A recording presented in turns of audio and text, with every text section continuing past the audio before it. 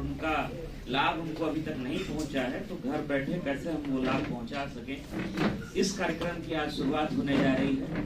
तो आप सभी को मैं अंबेडकर जयंती की शुभकामना देता हूं, क्योंकि अभी हम लोग जल्दीबाजी में, जैसा मैंने बताया कि 11 बजे से माननीय मुख्यमंत्री जी का कार्यक्रम शुरू हो जाना है, तो थोड़ा पहले हम लोग, हो सकता है कि जिनकी आवाज जहां तक पहुंचनी चाहिए विभिन्न कारणों से नहीं पहुंच पा रही होगी, उन आवाजों को बाबा साहब ने उस स्तर तक पहुंचाने का काम किया और खुद पढ़ाई लिखाई करके उस परिस्थिति चाहिए कि कैसे सकारात्मकता की ओर हम ज्यादा से ज्यादा बढ़े, अपने तरफ जो निगेटिव इन्फ्लुएंस है उससे हम अपने को बचा के रखें या उसका प्रभाव हम पर कम से कम पड़े, और जो संविधान के मूल जो तत्व हैं उनको हम आत्मसात करते हुए अपने समाज, अपने राज्य, अपने देश के विकास में कैसे अपना 100% दे सकें, यह हम लोग की सोच होनी चाहिए। हम लोग की जो भी भूमिका हो, चाहे हम सरकारी सेवा में हो, हम किसी प्राइवेट जॉब में हो, हम समाज सेवा में हो, किसी तरह के काम में हो, हम लोगों का प्रयास ये रहना चाहिए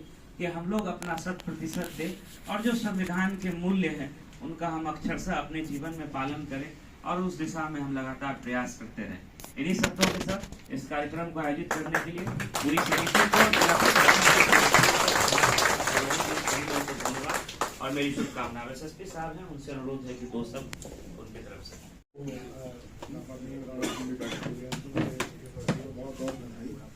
जैसा बच्चे हैं सब जानते हैं कि बी आर अम्बेडकर जी ने जो ड्राफ्टिंग कमेटी है कॉन्स्टिट्यूशन की, वो प्रेसिडेंट थे और उनको भारत के संविधान का रचयिता भी कहा जाता है।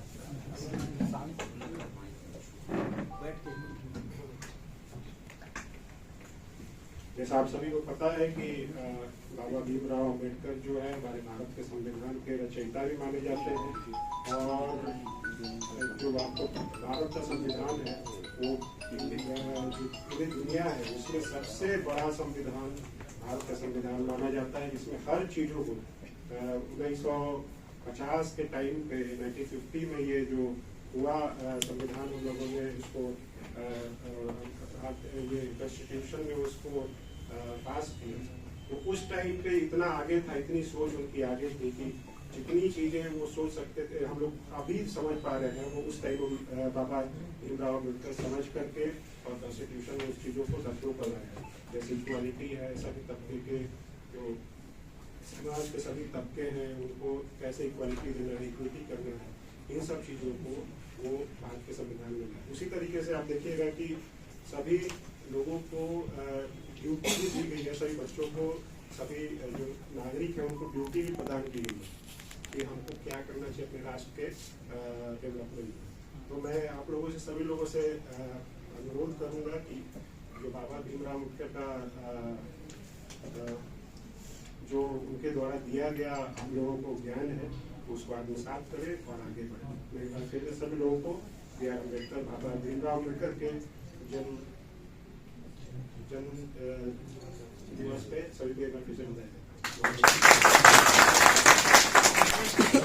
थी उनकी मजहब, इंसानियत थी उनकी मजहब, सहारों वंचितों के सहारा, ये है हमारे बाबा साहब। तो मैं बाबा साहब के योगदान की कहां से मैं शुरू करूं और कहां से मैं अंत करूं, ये मेरे पास जो है शब्द नहीं है।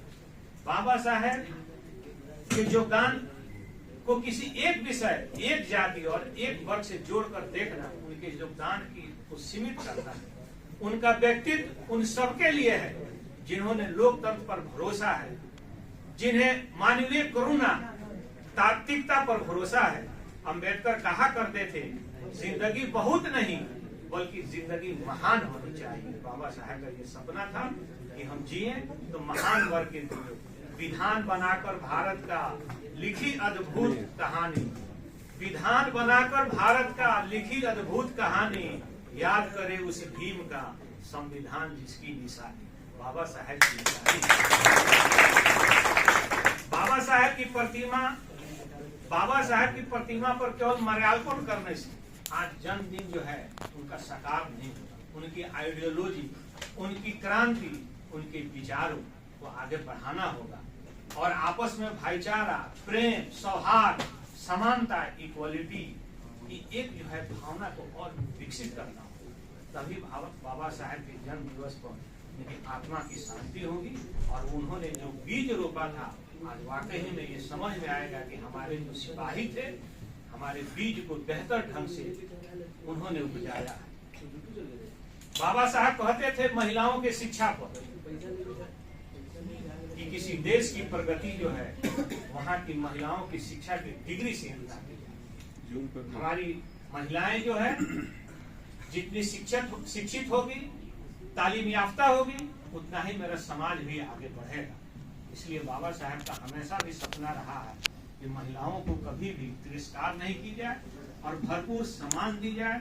और यही वजह है कि संविधान में इक्वलिटी का वो कंसेप्ट हो गया और जो है महिलाओं को शिक्षा पर वो जो भारत को समझने, भारत से असहमत होने और भारत को बदलने का भारतीय ढंग दिया बाबा साहब। बाबा साहब की आइडियोलॉजी है भारत को समझने, भारत से असहमत होने और भारत को बदलने का भारतीय ढंग दिया, जिस पर आज जो है हम हाथ रखकर देश प्रेम की सौगंध खाई जा सकती है।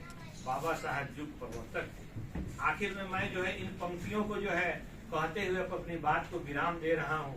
इंसान को गुलाम बनाने वाले तो कई बादशाह गुजरे हैं, इंसानों को गुलाम बनाने वाले तो कई बादशाह गुजरे हैं, लेकिन गुलामों को इंसान बनाने वाले गुजरे हैं। जिस दिन से चला हूँ मेरी मंजिल पे नजर है, जिस दिन से चला हूँ मेरी मंजिल पे नजर है, आंखों ने कभी मील का पत्थर नहीं देखा, ये फूल मुझे विरासत में नहीं मिली है। बाबा साहब की आवाज है, ये फूल मुझे विरासत में नहीं मिली है जो हम लोग जयंती मना रहे हैं। तुमने मेरा कांटों भरा बिस्तर नहीं देखा। बाबा साहब कांटों भरा बिस्तर पर चले हैं, इसकी वजह है कि आज संविधान में हम बैठे हैं। जय भीम, जय बाबा साहब।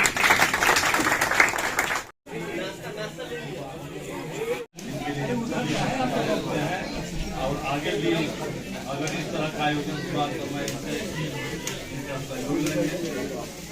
इसके साथ आज की कार्यवाही यहीं से समाप्त की जा रही है। धन्यवाद। बहुत अच्छा कार्यक्रम।